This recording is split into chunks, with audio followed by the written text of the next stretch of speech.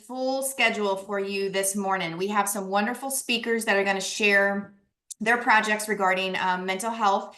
And we're gonna switch it up a little bit. We're gonna have Reverend Vincent go first, and then we're gonna continue with Alex, and then Dr. Haskins and Kira. So I will go ahead and stop sharing so that Reverend can go ahead and start. And then there you go. Thank you, Laura. All right. Is it I keep saying Vincent because that's how you say it here. Is it Vinicent? It's Vinicent, yeah, the Vincent. French pronunciation, yeah. So All right. All right. I'm gonna mute myself and you take it away. yeah, good morning, everybody. Thank you for your accommodation. Thank you for your patience. I won't wear your patience too long. I work with the Mental Health Association here in Fauquier County in the Faith Community Wellness Council and the Prevention Education. And one of the things we do is the cohort for spiritual first aid, which ties right into a lot of things I do in my ministerial pursuits. And so I was really blessed and honored that you all would allow me to be part of this. God has a way of working things out. And so it's just an opportunity to share what I believe is a return to humanity, a decency in a spiritual aspect. We know many times when you talk about spiritual things, sometimes it doesn't go into the church quite as well as it should. And then also they want to make it a religion specific kind of thing where we talk about this spiritual first aid, even though it is God-based, it's also the spiritual aspect, the part of us that we believe human beings all have this spirituality. And so it deals with, in my mind, being a basically, for lack of a better word, learning to be a good person to your neighbor and to yourselves as well. I think it brings us back to some civility and caring for others. Now we know that the group that put the course together that we use out of Wheaton, Illinois, they did a fantastic job. I've been able to sit in on a couple of other trainings on spiritual first aid, one out of North Carolina and one out of Texas, and it was slightly different. I believe the one that we're using is comprehensive. I believe it goes a little deeper. At least it fits my thought process. So I'm not sure it's comfortable for everybody, but I think it's important, especially going forward, that we learn about peer-to-peer caring, peer-to-peer spiritual supports, peer-to-peer looking out for each other, look out for your neighbor. And that's really what this course is designed to get around. This is what spiritual first aid is designed around. It's not to make you a licensed clinician, but it is a certificate level course. And it makes you, in my mind, a resource in the community that someone may be able to come across you and receive care, profound care in a profound situation, not from the clinical aspect, but trying to get you to know you're comforted, you know you're not alone, to know that there's somebody who's looking, and then to refer and resource. It is truly triage. So you go in and you look at what's going on. You're not trying to fix the problem. And that's the one thing I think that everybody can pick up on this. You don't have to be the problem fixer. You don't have to be the problem solver. You simply are the compassion of humanity there for somebody during that moment. And you assess a few things, and then you refer and resource them to those who have higher training. There are so many people out there who are clinicians, who are licensed. They have higher training, they have higher resources. So as spiritual first aid, it teaches us to meet somebody where they're at. And many times this happens standing in line at the grocery store, sometimes at church, sometimes at a school PTA meeting. Somebody starts talking and all of a sudden it becomes evident that they really are hurting or in a trapped situation. Many times for those who go out, like myself and others, we go out into the community, you find people who are homeless or in a homeless situation, which means they're basically not sure if they're going to be able to pay their rent next month, or if they're going to be able to find a place if they have to move, or maybe they want to buy a home and they're renting. And that's a stressor that can sometimes put people in a process as well. So this spiritual first aid allows us to meet them in the community. It's not necessarily going to be done in an office setting because most of the time you encounter somebody, and I've told people after they take this course, it's like a light shines around you and people in the grocery line will start talking to you. And next thing you know, you find somebody who needs some spiritual first aid.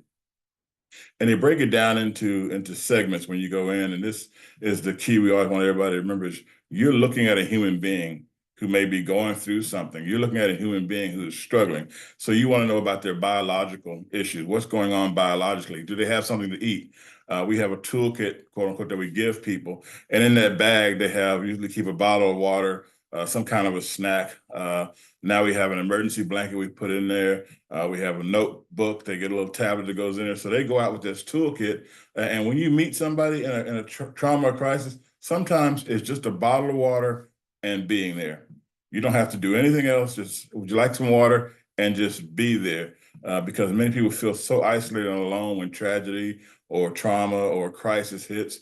Sometimes when they're out there struggling, going from hotel to hotel, trying to find a place to stay, they just want a steady force, a steady place that they can look at and say, you know what, this person took time to care about me. And so this is my biological. They offered me some water and they sat with me. And then I had a pack of peanut crackers or whatever. But the biological need, and you look at the safety issues, and is it urgent? Do they need something now? Or are you in the hot sun? And then you start talking to them and you want to look and see what's their livelihood like?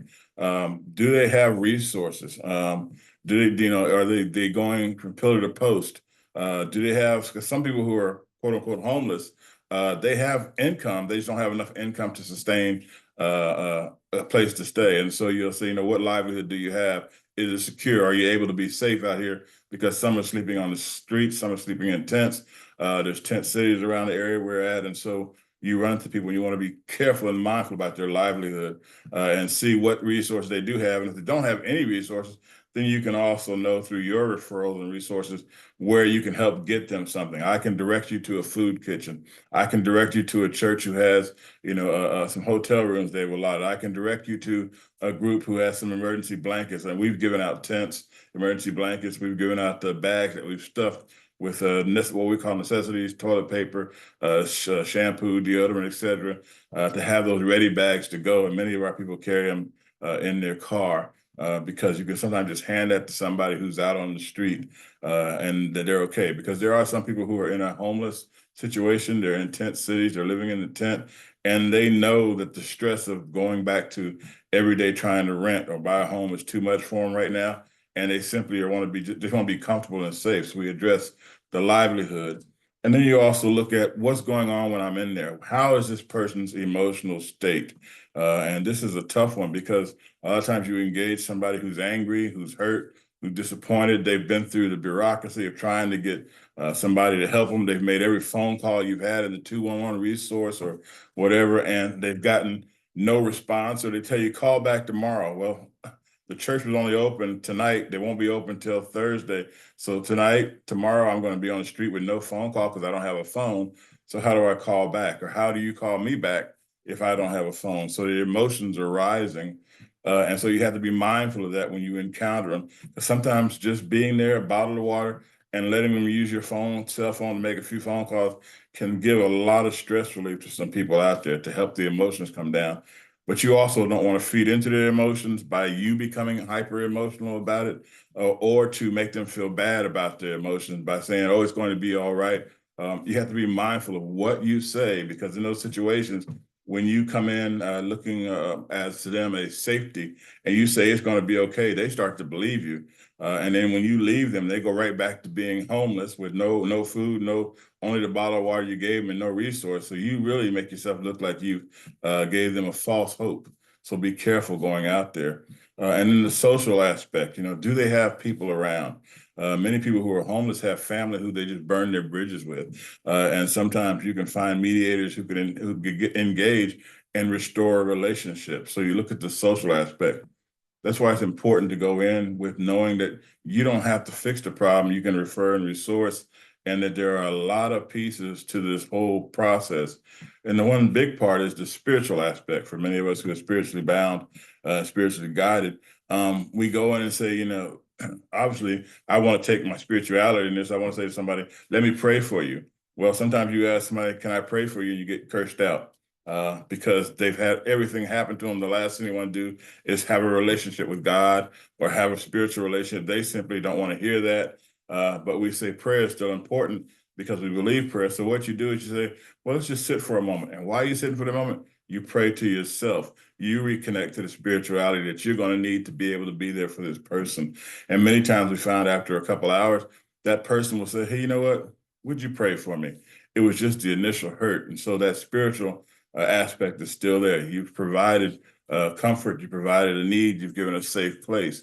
And that's what they call the bless, BLESS, biological, livelihood, emotional, social, and spiritual. That's the blessed triage that we have in spiritual first aid.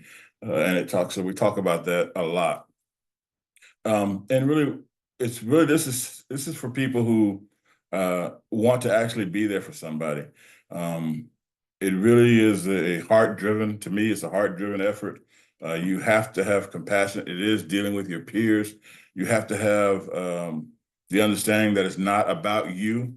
The person you're dealing with, they are the expert in their situation. It is all about them. For a moment, you have to put yourself on the back burner. You have to take that humbleness, that long suffering, that meekness that we're called for, and bring that forward and allow that person's position, time, story, experience to occupy everything that's going on at that moment that you're giving spiritual first aid, so that they can see you're there for them and not for yourself. It does feel good to help others, but you're really not there for you. You're there for them. You want to make them feel good knowing that there's still hope in the world. And so Bless allows that to happen. And we work through that. And then the CPR, we have the compassion, we have the process and the referral resource, where we know that we're not fixing the problem, we're giving it off. We're first aid responders, we're first line. It really is, for those who are familiar with the term triage, we're patching up in order to make them well enough to go to somebody else, and allow that to happen. Now, for me, I tell everybody else, when you do this kind of work, you must have a support network for yourself. You must have somebody that you can talk to, someone who can help you decompress, someone who can help you remain. Because when you pour out this much, you have to take some deposits in. You can't pour out this much and not get burned out if you don't have resources to diffuse what you've taken in, because you're going to encounter people sometimes at the lowest of lows and sometimes at the highest of highs, and it can be emotionally and spiritually taxing.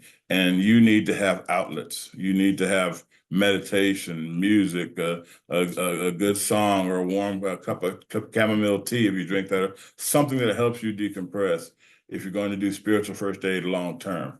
If you're going to do it just one time, then you can weather the storm, in my mind. But I believe that once you do this, something about that spiritual aspect, I just believe there's a light about you. I just believe people can see it and sense it in you, something in your eyes, something in your walk. I believe it changes you as you grow into spiritual first aid, and people can sense that you are a person with a heart. You are a good person, and they can call you and they can lean on you, and you're not going to judge them. You're not going to try to fix the problem. You're going to listen, and then you're going to refer them to somebody who can help them. And I think that's the important part. That gets back to me, basic humanity. And we have to care by our presence. Oh, we're not going too fast, but just being there. You would be surprised at the number of times just being there will solve so many problems. Excuse me. Being there will solve so many problems and fix so many things. So find a way to be present. Don't compare your situation to theirs. You have, and I caution people, that no matter what you run into, you have never been through what that person's been through, period. Excuse me. You have never. Doesn't matter how much it looks like what you've been through, how much it sounds like what you've been through. You have never been through what they've been through. Excuse me, I had to fly to Memphis, and I think I got something down there on a chart. Coughing the last day. So if you remember that you have never been through, so don't compare what they're going through to what you're going through, because then it becomes about you and not about them. And that's one of the things that I'll caution with spiritual first aid. When you go to give aid to somebody else, it must be all about them. And if you're not able to do that, then refer to somebody else who can do that. You don't want to cause any harm. We don't have a Hippocratic oath, but it's kind of the same thing. Cause no harm, and cause no danger, bring no danger and cause no harm. And that's, in my mind, what spiritual first aid does. It allows us to, as regular everyday people, to go out and actually be able to give care to somebody that's not from a clinical standpoint, but from a love standpoint, a spiritual love standpoint. Yep. Yes. Hope that helps. That's all I have for now. Vinicent, I think this resonates with a lot of us because most of us are from rural communities, and many of us teach online suicide prevention courses. And the hub of our rural communities is centered around faith or the church or something like that. So spiritual first aid, I think, will benefit many of us. Is spiritual first aid, is it an online course or is it in person only? The way we structure it, they do have online courses, but they encourage you to have in-person cohorts. So what we do here, we have 4 in-person meetings once a month, 1 meeting a month, and they go through a four-month course. But they do most of the study at home. They have online videos that you take. We give them a notebook. They have a training book and a couple of field resource guides, plus whatever we gather from resources in the classroom. And they work through that on their own self-pace until the next cohort, and then we come together and we do the section on that particular cohort and move forward. But majority of it is online, and it's through videos. Yes. Is the website that we can share with everybody, is it just called Spiritual First Aid? Yeah. No, I don't. Can I get that answer from Bridget and have that sent over? Yes, I was going to say, Bridget, if Bridget has it, that would be great, because what we'll do is, since this meeting is recorded, we go ahead and send the recording and all of the speakers' information out to our audience members that are registered. So we can go ahead and send that link out. I'll make sure to find it or get it from Bridget. So Reverend does have a few minutes before he has to leave. If anybody wants to unmute, please feel free. Yes, Kathy, I'll find the link and I'll have Ansley, who sends out our email. I'll send that out with the recording so that we can get that to everybody. Whenever I saw this, I just thought that it would really resonate with our audience, just because most of us are working with, rural farmers and ranchers. Even if you're not a farmer and rancher, the rural community is still very much based on a faith-based community. So coming at someone with, I almost hear you saying that it's almost like QPR, but with a spiritual aspect, because you're offering support, but you're also offering resources after you leave them, so that they can help themselves. So Tara asks, have you ever seen church congregations invest in spiritual first aid? Great question. Yeah, where we're at, the majority of them, that's who we're getting majority of our people from, because the person goes back to that church as a spiritual first aid responder. We give them a lanyard with the tag on it, identifies them that. We let their church pastor know. Most referrals come from pastors. They send the member over. So the churches are starting to get behind it. It took a little while, but they're starting to get behind it. And we see a lot of that happening. They're breaking down and recognizing that it's not taking anything away from the church. It's adding to it. So Emily asked, she's in Washington State. On the website, is there like people that you can reach out to in each state so that they can find some in-person meetings? Some states have that. I don't know about the state of Washington. Bridget may have that additional information, and I know Kiki and them, they have information about who's having cohorts in different parts of the state. Kiki is the one who's in Illinois, who actually is with Spiritual First Aid Community directives there. Okay, I'll do some research on that too, and then ask Bridget as well if there's a way that they can see kind of like a map of the United States and see, where's the closest that they can reach out to if they do want something in person. Hi, We do have lots of comments in the notes here saying thank you. They really loved this topic. if I can say something, this is Kathy Kerr from Chestnut Health Systems.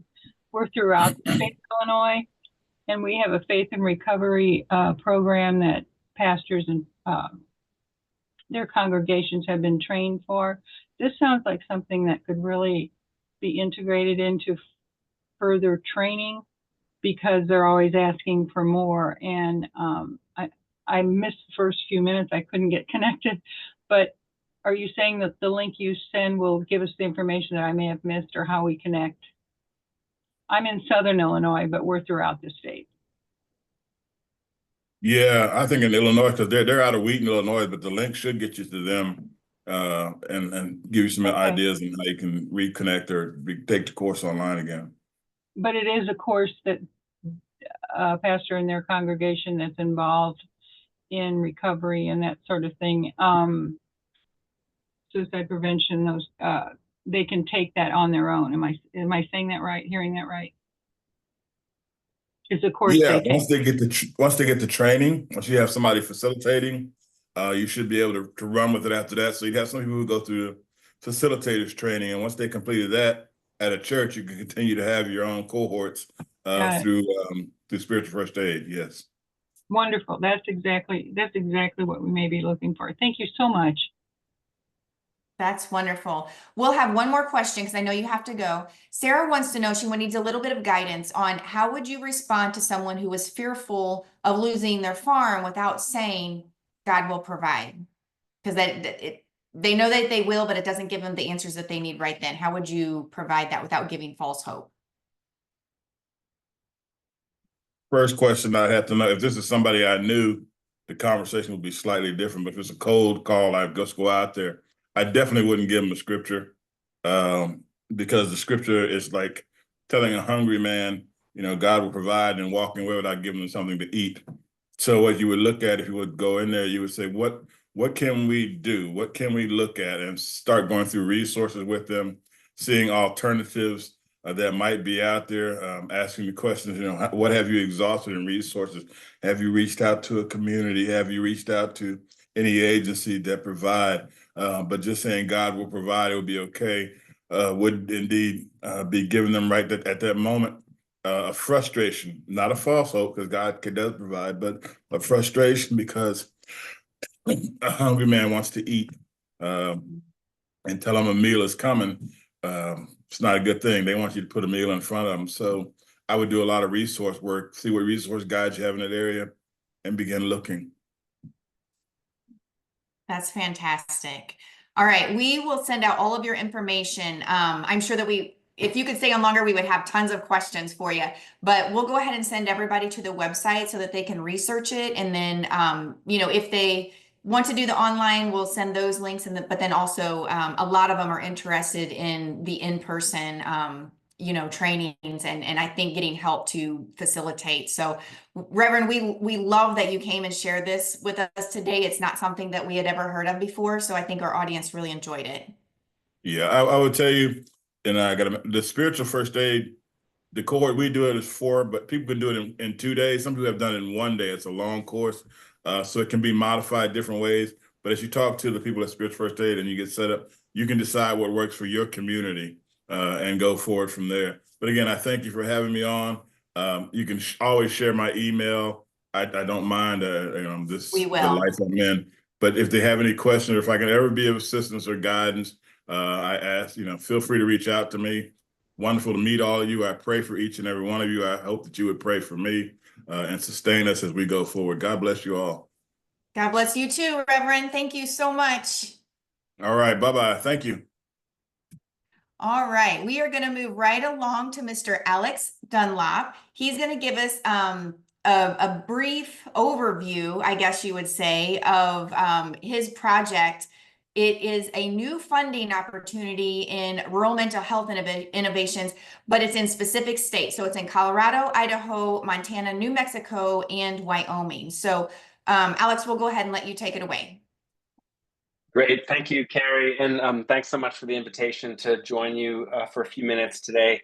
And thank Natalie had sort of heard, I joined a call on the Western Resources AgriStress Network. And so that's how I was able to link up with you all. So really appreciate the openness to let me join the meeting. It was super good timing because indeed, as Carrie said, we're announcing a new funding opportunity for innovative mental health solutions that can be deployed in rural communities. And so I'll tell you about that funding opportunity. It's starting later this year, and it will be in the form of grants for innovative projects to address mental health issues in rural places, indeed in the 5 states that Carrie mentioned.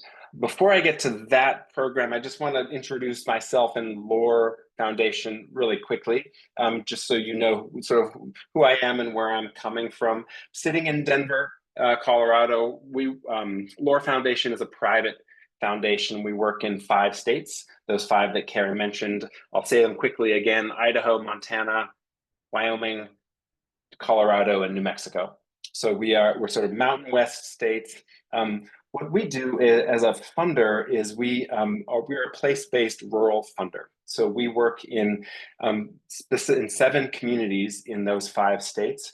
These are places between 2,000 and 5,000, 6,000 population. So truly small towns. They tend to be places that are remote and off the beaten track, if you will, not on interstate highways, a little bit of a remote place in most cases. We are driven by listening. So when we were founded not to go fund in mental health or go fund in conservation or education or any issue specifically. We were founded to do what sort of our founder kind of challenged us to say, like, if we say that listening is important and listening to people is important, how do we develop a funding mechanism that actually delivers on that promise? So we set, when we set Lore Foundation up, we said, well, we have to have local staff in a place so you can have trust. You can't do kind of long distance grant making if you want to make it based on people's lived experience and those challenges that they surface. So we have local staff in all the places where we work.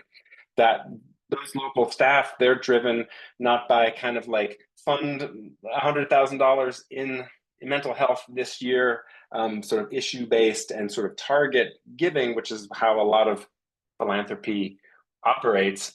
Instead of doing it that way, their job in the local area is to listen to people, describe challenges to the quality of life in town, and then describe the solutions that they have to improve quality of life. So there's a lot of words in there, but essentially, instead of having a program that we design and we tell you what the grant should do, we let the individual person come forward with the idea, and then we fund that idea. So literally, our community officer will sit down with a laptop and say, oh, I hear you say that childcare is a big problem in town. Tell me about that problem, and what's the solution? Right? It's not the funder's solution. It's not certainly me sitting in Denver thinking about that for a place like Cortez, Colorado, or Libby, Montana. It's the person who lives there, right? Indeed, so many of the things the Reverend said resonates with what with how we operate in local places. But that's one of them. Meeting people where they are, and then trying to address the issue as they present it. So. What that means is we fund across a wide variety of topics, including health, and I'll get to that in one second. But it also means we work at high volume. So we're funding 550 projects in a year. We're funding quickly. We don't send our projects up to sort of like the board review, like some closed door setting where the decisions are made, right? We're funding them in the field every day, making grants to address challenges to quality of life wherever that might take us. So lots in education, lots in health, but also in housing and transportation, in the environment a little bit as well. So see a lot of those things. Since we work at high volume, we get a lot of data about like what's happening in these rural places, and since we believe in the power of an individual's idea to change the community where they live for the better, we also try to focus on that, the listening. What does that listening tell us? And then try to respond to those needs as well.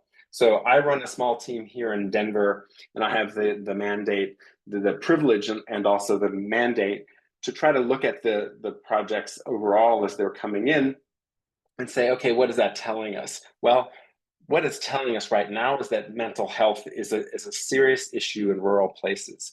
You know, I know that 20% of rural Americans are dealing with mental health challenges in one form or another, according to an NIH study. And that's probably just the reported cases, right? Like there probably is more. There often are underlying needs that go unreported. Our listening data from these 7 rural places is telling us that people have ideas on how to solve those problems, or how they want to help at least. And it's oftentimes, if it's an individual or even a small organization, indeed a church pastor, sometimes they don't know exactly where to begin. So we launched a project we're calling Fieldwork, which is designed to find good ideas to address mental health, and then make funding easy and accessible to launch projects that can address mental health challenges in a specific place. So the way that we're doing this, it's not just related, just not just focused on the 7 communities where we work, but any rural place in these 5 states can receive the funding. We are looking at we do have a couple sort of guidelines and parameters. I'll tell you first that we want to launch the funding opportunity in the middle of May, and we'll be making decisions by the middle of June. And then we will be launching the projects at the end of that month. So you can tell by that timeline, we want to do it quickly. We don't want to we don't want to keep people waiting. We want to fund ideas that can address an issue and can get started very quickly. So I'll tell you that this will be eligible to individuals, to local governments.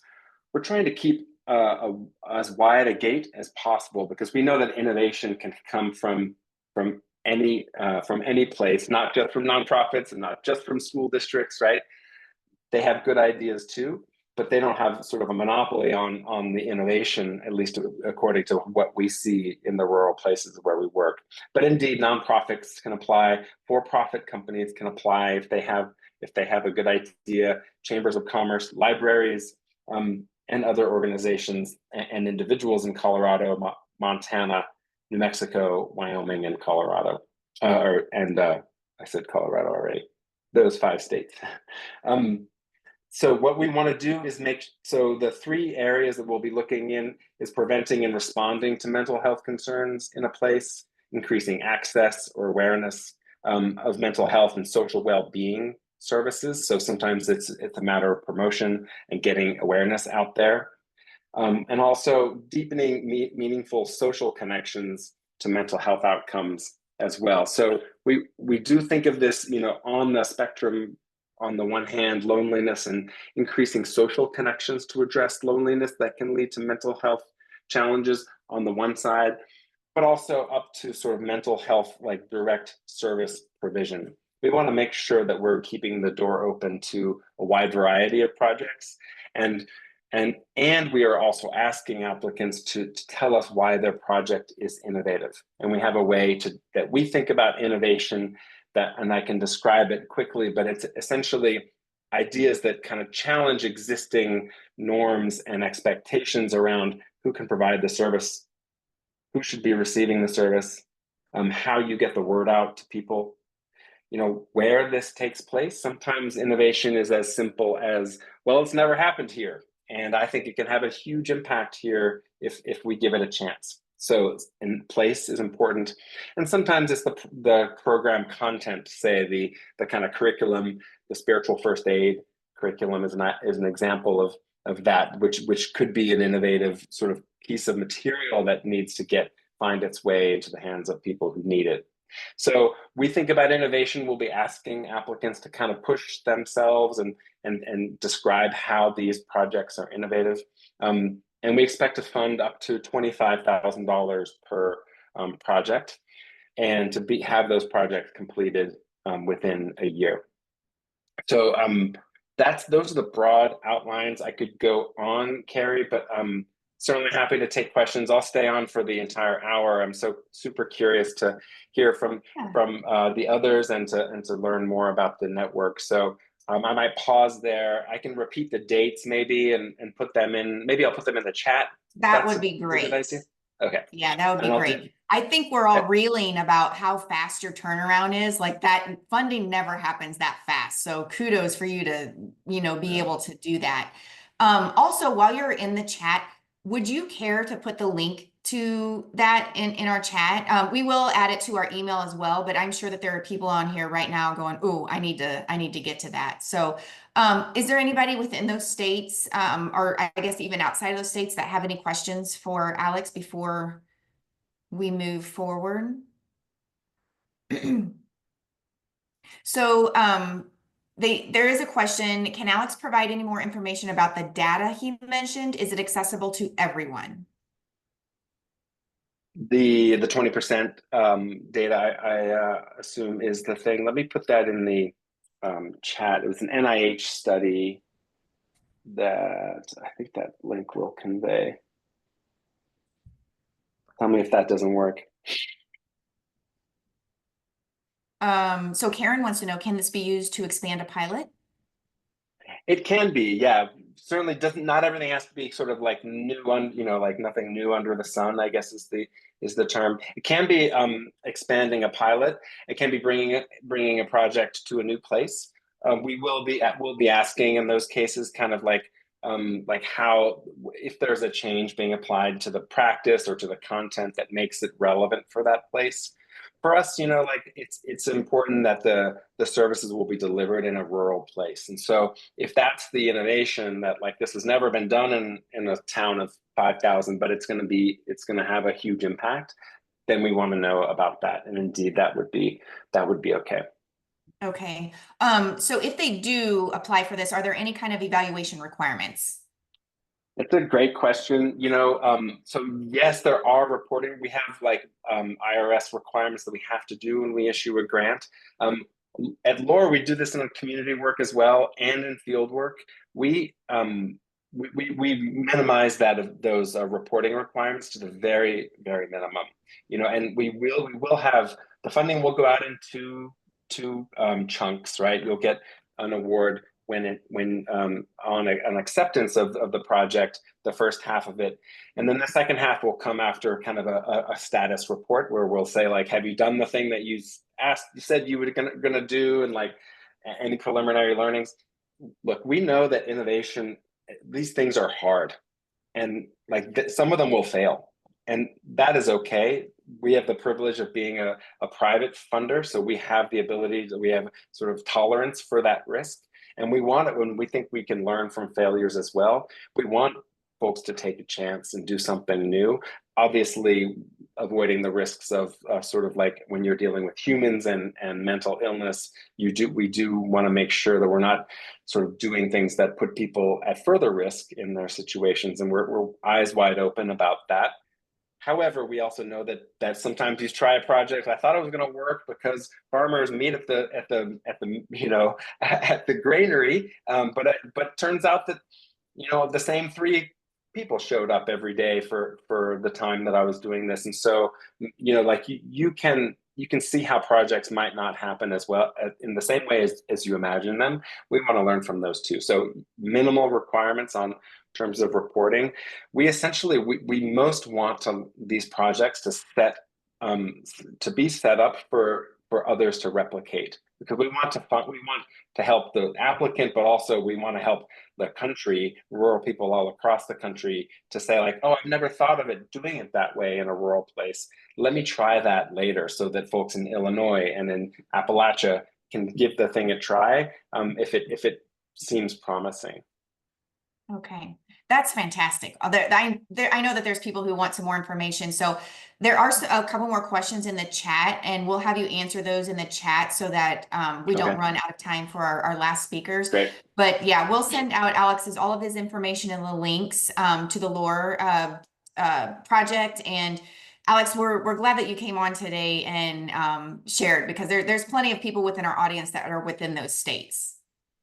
Super. And Carrie, I'll send you, once we have, we're really close to having kind of like the PDF 1-pager, 2-pager that we can send. And so as soon as that's ready, I'll share it with you if that's okay. That'll be perfect. Yeah. Because we will send that out in an email, and then if it's okay, we can post it on our site as well. Please do. All right. Yeah, that'd be great. Super. Thank you so much, Alex. Thank you. Appreciate it, Carrie. I'll questions and try to answer without being disruptive. Okay, that's perfect. All right, to our last two speakers, we're going to have our director of Total Farmer Health Director, Dr. Tara Haskins, and then also Kira Lindeman is our contact center for ViaLink, who works with our AgriStress helpline. So we're going to give you an overview. The AgriStress helpline has been going on for 3 years, so we're going to give a big overview of where we started and where we are now. Thank you. Thank you so much, Carrie. So we're excited. This is the first time really we have shared any of this type of data with an audience. So you guys are getting sort of a first look at this. The data that we're going to share, now this is not a research project. This is very simple, big overview data. But we think that when we look back, and I look back at this data all the time, and I have weekly or every other week conversations with Kira, we feel like this is starting to tell a story, and we wanted to share that with you so that you can maybe understand what we've been working so hard on with the AgriStress helpline. So Kira and I are going to share this time with you today. If you're not familiar with the AgriStress helpline, this is the number in the center. This line is 24/7 call and text.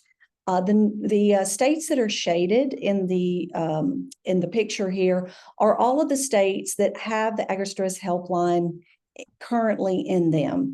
Now, I want to point out, if you're not familiar with the history, the AgriStress helpline started in 2022 in February, and we only started out launching with 4 states. And so over the past 3 years, these number of states have grown as we've received inquiries about the AgriStress helpline. And so states have brought the AgriStress helpline to their agricultural communities. And this line is all agricultural facing. It certainly lives in rural America, but all of the marketing and promotions, when those are done, are always done with an agricultural lens to them. So when we look at our data, I have the years here broken out for you. Initially, the text feature came on sometime in late 2022, but this just shows you the growth of calls as we have continued to expand. To date, right now, when we looked at creating our ZMAP, which I'm going to show you in a minute, we've received in total over 1,200 contacts to date with the AgriStress helpline. And I didn't put the 2025 data on this line graph, but I have posted it in the bottom here for you. To date in 2025, we've had 136 total contacts. 123 of those were calls with 29 text. So we've certainly seen exponential growth in the call volume. And we know this is related to not only adding states, but also the ongoing promotion efforts that have been made by other states, by the states that have the helpline. So this is the ZMAP that we created, that all these points are individual contacts that have been made to the helpline. You're going to notice a few things first in this map. We have calls that are originating from other states that are not funded states. Now, I do want to make a point that this data was generated by zip code data that gets input into the helpline whenever a caller enters into our service. Up until about 2023, a zip code was required in order to enter. But we did some work with some individuals, with farm worker groups, and we realized this was creating a barrier. So as of 2023, June 2023, we no longer require a zip code to be entered. And because of that, this map does not reflect 98 contacts that chose not to put in their zip code data. So we're really glad we made that decision. It is obvious, could have been a potential barrier for these individuals. And, there may be issues or situations where maybe a farm worker does not know, or someone does not know what zip code they're currently in. So this has been really helpful. The other thing I want to share is that when we get calls outside our funded states that I showed you on the previous map, because this is a suicide crisis line, we have to take those calls. We can't deny service. And so any caller with his family sold his bull for what he bought. Okay. And so any caller that calls this line is going to get emotional support, evidence-based emotional support, and will be provided with what resources we have that are in our searchable database for that state. The difference in that, though, is that funded states, that database is much more robust. It's an ongoing living document that we continue to add to for those states. And that's the level of service that a funded state gets. But we certainly can't turn away an individual if they're in crisis, and our helpline works to make sure that those individuals get some help or can be have a warm transfer to someone that can provide them some additional help. The other thing you're going to notice in this map is you've got clusters. And what that is related to is promotion. So when we look at Texas, we look at Missouri, we look at Pennsylvania, Virginia area, and now having the promotion just started, a heavy promotion starting in the Pacific Northwest, Washington states. Those calls are starting to come in now as well. And we, promotion is directly related to call volume. Promotion increases familiarity of the line with our end users, and it also creates credibility. And you have to have that in front of individuals on an ongoing basis, because that familiarity of this service breeds trust. And because we believe that concept, our partners in the states, we trust them to point us in the direction of where those promotion efforts need to happen. And it comes from a trusted messenger, such as the Texas Department of Ag, or maybe a university, such as in Oregon, that is supporting that. So you won't necessarily see AgriSafe in the promotions. What you see are those trusted organizations and entities within those states. And so if I may interject, just quickly going back to that slide. I saw in the chat someone mentioned that you all have 988 in your state, which is wonderful. And to kind of backtrack, like Tara said, my name's Kira. I work at BeaLink, so I handle the contact center side of things when it comes to the AgriSafe helpline. But we function as a 988 for farmers, ranchers, and those in the ag community. So all of our specialists, we are an American Association of Suicidology accredited center. So all of our specialists are 988 trained that answer this helpline. And we hear a lot on the calls. We called you all because we don't feel comfortable calling 988. So we're able to provide that critical crisis intervention service without having to do that warm transfer, which I think is really critical when someone is in a mental health crisis. But just to kind of go back and touch on like the zip code and demographic side of things, Tara mentioned, that we don't require those to put in zip codes anymore. And just like any demographic information, we don't require callers to tell us, are they a farmer or are they a rancher? But we do try to get that self-disclosed or ask those questions when it is appropriate in a conversation. The caller's safety and care is always going to come to our top priority. But we do want to be able to collect that information that is self-disclosed, be able to report on it to our AgriSafe partners so we can, see what farmers and ranchers, what farm workers, fishermen they're calling about, which is a great transition into the next slide I think Tara was about to get into. Thank you so much, Kira. Thank you. Just interrupt anytime you feel like you have something else or I've missed something.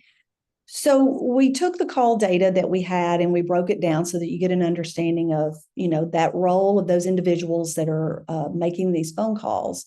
And by and large, the majority of them are identifying as farmers, but the next segment certainly is ranchers. And this is going to be more prominent, certainly in states that have larger ranching populations. But some states are also looking to push this line out to individuals working in the timber harvesting area occupation, as well as fishermen, those that are living on the coast doing commercial fishing. Kara, could you kind of comment, because we have 14% of our calls are coming in from family members. Does this reflect what you typically see with crisis lines where you have a significant section of those individuals calling? Yeah, I'd say, on average, it is, I think, it may be around 10 to 12% on some of our other crisis lines that we answer where we see third-party callers. But it's a really great way for someone that is maybe not ready to reach out, that is in a crisis, to see what resources, what support is out there for them. So we do get quite a few calls from family members, whether it's parents, siblings, and that's where some of those out-of-state calls come from as well, where you see, we got a call from, Ohio, and we don't have the helpline in Ohio currently, but maybe that's a family member reaching out for a farmer in Virginia. So that's a really critical piece in the continuum of care that the AgriStress helpline serves. Yeah, Kira, that is the door that opens for us more easily. If we can reach out to like farm wives, ranch, for us, that opens the door for to get the information to the individual, which is so helpful. So even though it's only 13-14%, that by getting in that door, it gets that information to that other 20+% or 80+% that we're trying to reach. Absolutely. That's a wonderful point that you have there. Thank you so much for interjecting and sharing. Because, like I said, people may not be ready to reach out, and that's okay. But someone recognizes that they need help, and being able to get that information to them is critical. And I think we've also had third-party callers that are just calling kind of curious about the service because they want to give that service to a loved one, and they want to make sure that what they're giving them is something that could be trusted and could be very helpful. So it may be an individual saying, "What do I do next? I'd like to give them this line." So those are great comments. So for all of the agricultural producer issues, so this is a very important aspect of this line. AgriSafe has worked really closely with ViaLink to develop documentable categories that these producers or people working in agriculture might call about. We want to be able to capture that. This is not the only data, and I will let Kira talk about the additional data, but we collect a lot. But just to give you a big overview, this is sort of how our 3-year data has broken down in terms of priority or individuals calling on a more frequent basis. So certainly loss due to disasters is when you move the other category away, and I'll let Kira talk about that other category. Lack of finances to buy inputs. 6% are calling because they're at risk of losing the farm. We certainly have some call about heirs property and legal disputes. Kara, can you talk about that other 50%, which is our other category? Yeah. So when we first initially launched the helpline, we had, I think, really the list, what you see there, that we were collecting data on. And as the helpline has evolved and we've been, answering more calls and text messages, I review every single call report that goes into our system. And I started noticing, we aren't truly being able to capture the full extent on like recognizable reports, all of the other things that callers are calling in for, such as maybe pest and disease issues. Maybe they have to euthanize a flock. And, maybe it's issues with family or business partners, relationship issues, and then also mental health. So in future data, you'll see that we've further broken down the categories into some of those. However, we do have a whole other section on our call report where we're able to gather I mean, there's probably 100 different concerns and needs. You know, is it mental health? Do they need 2-on-1 referrals? Are they looking for, you know, shelters, food assistance? We capture all of that data elsewhere, but for the scope of what agricultural producers are calling in for, that is what this chart is based on. So there's obviously, you know, an extensive list of what this other could be categorized as, and in the future we'll have it further broken down as we collect more data. Mm-hmm. So think about all the aspects of psychological needs as well as social needs. All of those are captured on our data as well. We're just not sharing that with you today because we have such limited time. So I thought it'd be interesting for you to see like the types of disasters and the call details. So there is a separate section once they populate, this is related to a disaster. They can identify the types of disasters that the caller is talking about. And this just sort of gives you a little bit of a breakdown. Remember, we launched in 2022. And so for at least 2 years after we launched this, we were still getting calls, and COVID was a topic of discussion with some of our callers. Certainly drought has been one of the higher reported disaster or weather issues, and then it's further broken down as you see here. And in Kira's guidance, you know, we made sure that we have an other that's weather related, or maybe an other type of disaster that may not be weather related. And so we've had a couple of individuals have issues or stories or need help with something that would not be necessarily categorized in this list. Kira?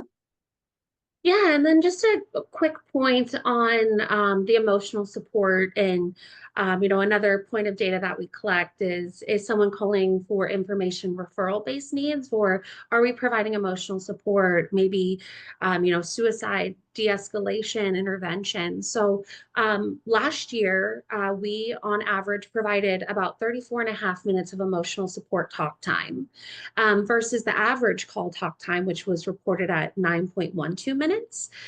So you'll see, you know, just how drastic of a difference in length and time a crisis call may last for someone calling in that maybe just has more information referral needs, or maybe isn't ready to, you know, talk about the crisis they're in, but looking to know that there is support out there when they're ready to talk about it.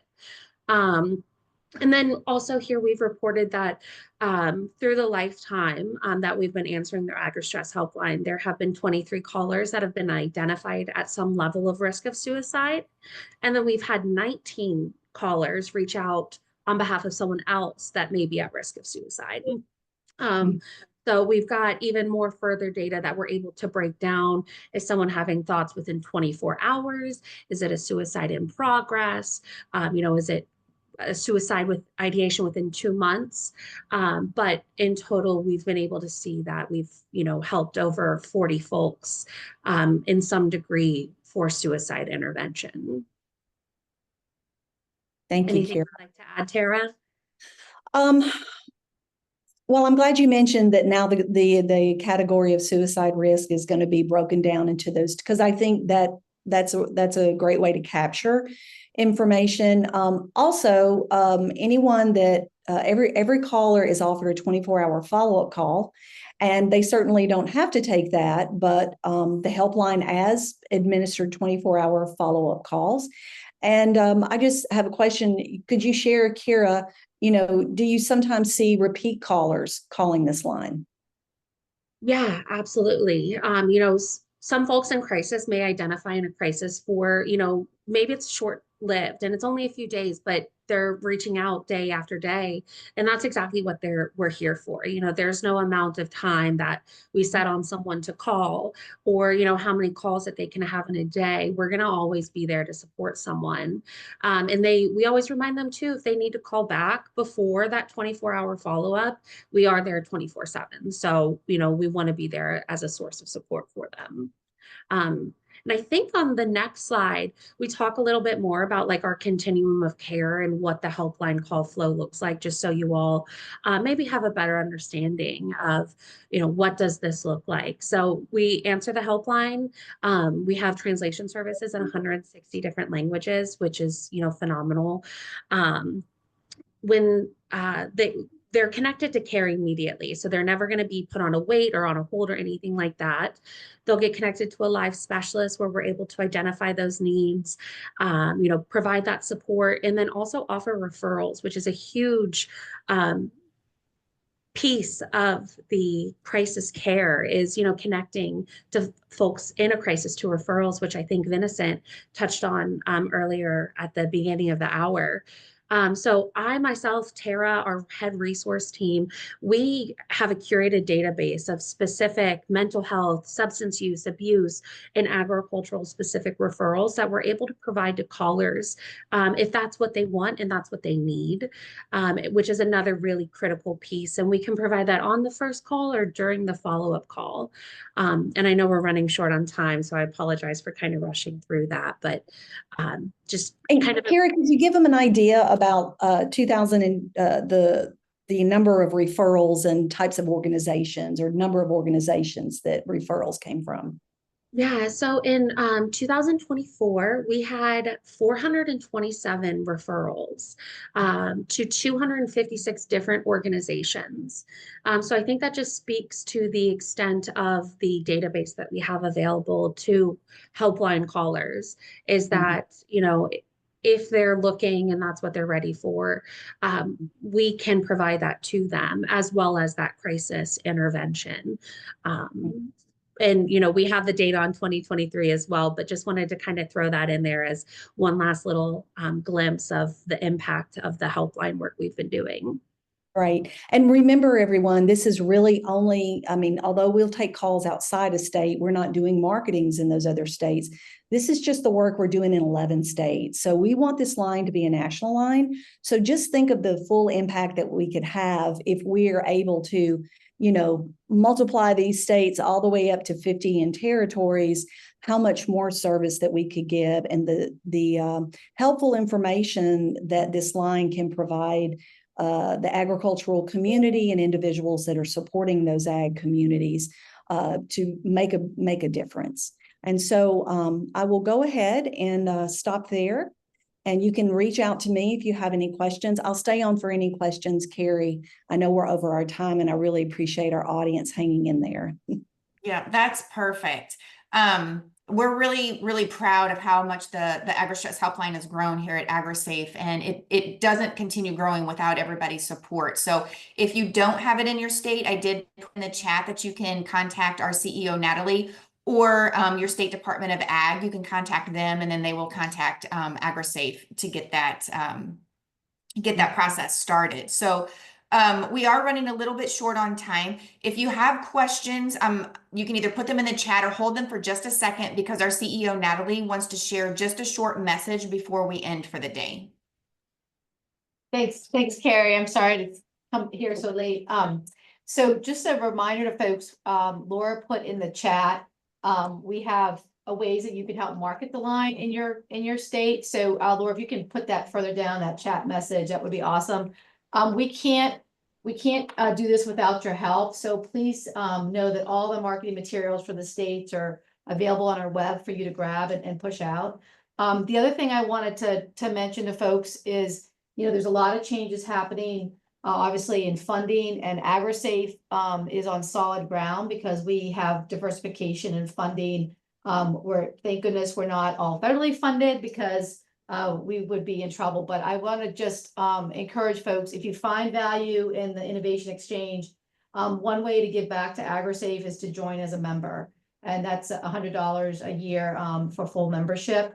So really want to kind of put a plug in for that. We're going to really need to look at folks for individual help to help us sustain the transition, because we will lose federal funding, as will probably many of you, unfortunately. So but we're in this together. We want to make sure that we can continue to offer this awesome Innovation Exchange every month. So thanks so much for being such a trusted follower of this exchange. Thanks, Carrie. All right. So if anybody's still on here that would like to ask Alex, Tara, or Kira any questions, feel free to unmute and we'll stay for, as long as you have questions.